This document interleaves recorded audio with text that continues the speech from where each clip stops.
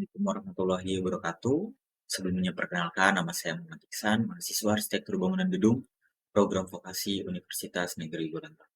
Pada kesempatan kali ini, saya akan mempresentasikan tugas UTS saya di mata kuliah Tata Ruang Dalam Gedung 2 yang merupakan redesain ruang rumah literasi Gorontalo pada lantai 1. Saya mulai dengan melakukan pengambilan data existing, kemudian melakukan penyebaran respon kuesioner untuk mendapatkan responden dan juga masalah yang mungkin dialami oleh pengguna ruang saat ini gitu.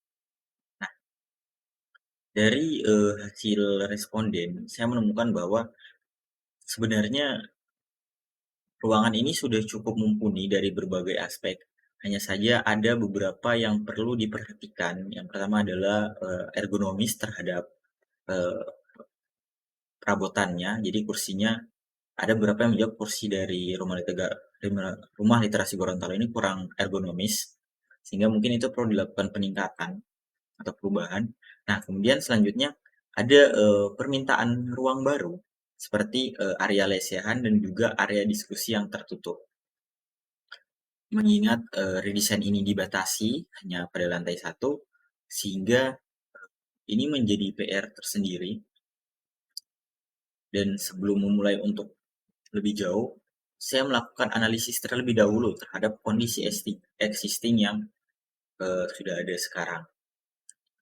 Mulai dari penggunaan materialnya yang menggunakan kaca bening, dinding beton finishing cat putih, lalu lantai vinil, kemudian dinding beton yang di finishing cat hitam, lalu kusen-kusen yang berwarna hitam dengan kombinasi kayu itu saya rasa sudah cukup terlihat bahwa kondisi sekarang ini menggunakan tema industrial gitu.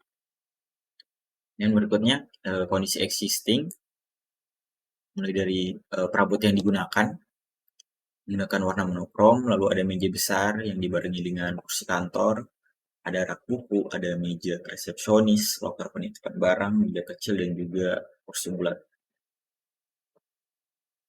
Kemudian dari grid-nya, nah, konsep penataannya itu grid, jadi menggunakan grid-grid begitu. Kemudian zoningnya cukup sederhana, jadi tepat di depan area resepsionis itu sudah masuk ke workspace area dan juga area baca di situ sudah sekalian. Kemudian ada area service toilet pada area pojok di kanan di belakang. Nah, kita mulai dari latar belakang setelah hasil responden dan kuesioner tadi. Kita mulai dari itu menghasilkan latar belakang kenapa rumah literasi Gorontalo ini perlu dilakukan redesign gitu.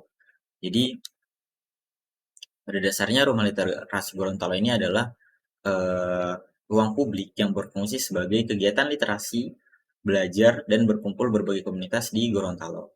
Berdasarkan survei pengguna yang telah saya lakukan, RLG ini memiliki peran vital terutama bagi kalangan muda.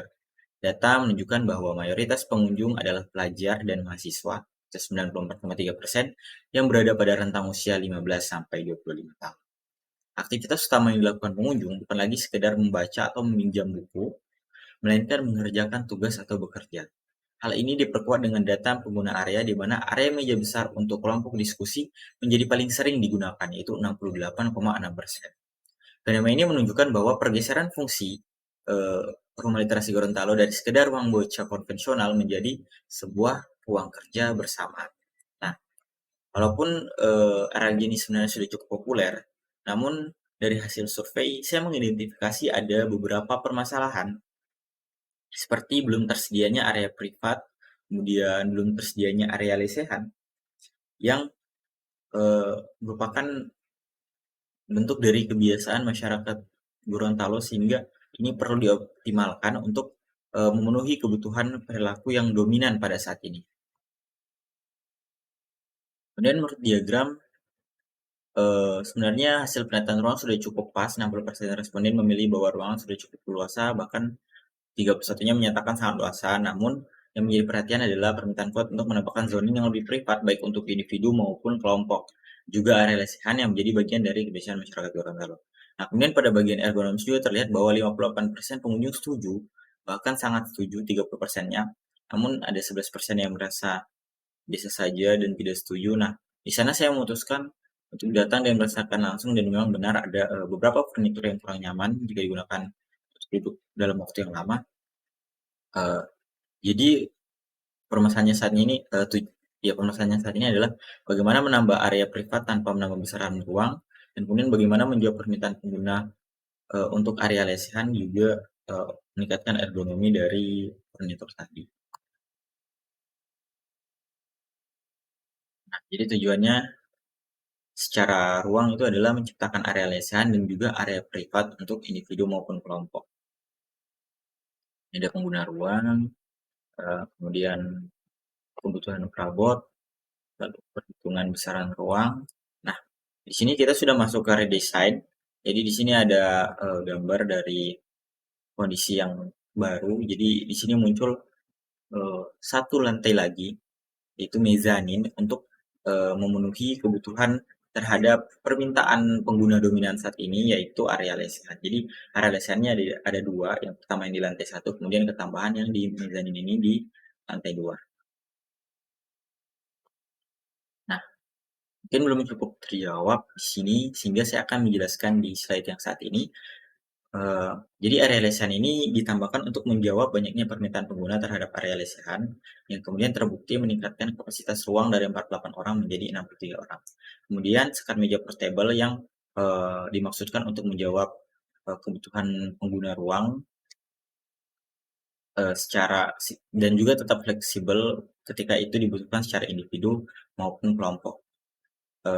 Untuk partisi portable juga kurang lebih fungsinya sama, hanya saja itu untuk area yang lebih besar gitu. Kemudian tangga rak ini adalah kebutuhan yang muncul dengan munculnya area lesehan mezanin, lalu kita manfaatkan lagi sebagai rak buku untuk memaksimalkan penggunaan ruang. Di sini ada Dena yang baru, pencahayaan, nah ada tampak, lalu ada potongan, lalu ada detail dari perabotan. Jadi di sini kita sudah sekalian menjawab permasalahan ergonomis tadi dengan mengganti kursi yang saya duga penyebab kurang nyaman tadi menjadi kursi kantor gitu.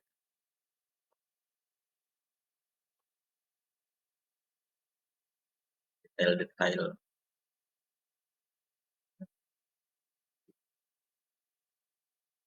Udah.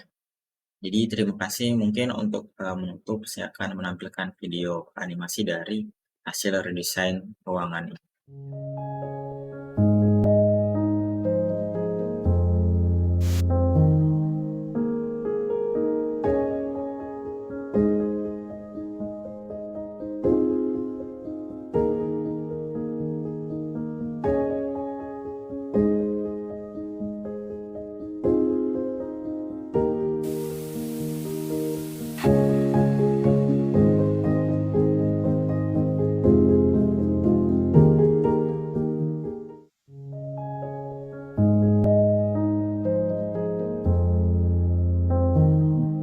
Sekian saja yang dapat saya sampaikan. Kurang dan lebihnya saya mohon maaf. Wabillahi taufiq wal hidayah. Wassalamualaikum warahmatullahi wabarakatuh. Dan terima kasih.